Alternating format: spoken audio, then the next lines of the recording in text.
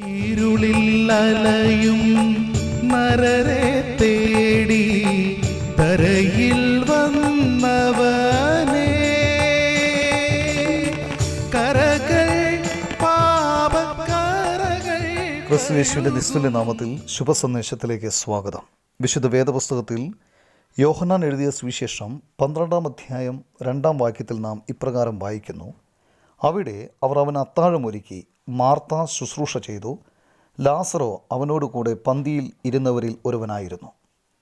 മരിച്ചുപോയ ലാസറിനെ ഉയർപ്പിച്ച് തൻ്റെ ദൈവത്വം വെളിപ്പെടുത്താൻ കർത്താവായ യേശുക്രിസ്തു ബഥാനിയിൽ വന്നു.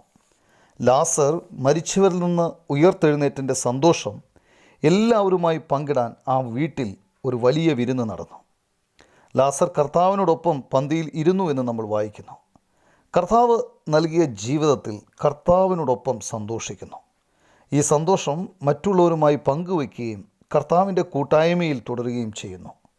പാപനിമിത്തം ആത്മീകമായി മരിച്ച മനുഷ്യൻ ദൈവത്തിൻ്റെ കൂട്ടായ്മയിൽ നിന്ന് ഛേദിക്കപ്പെട്ടു. അവനുള്ള ഏക ശിക്ഷ നിത്യമായ നരകമാണ്.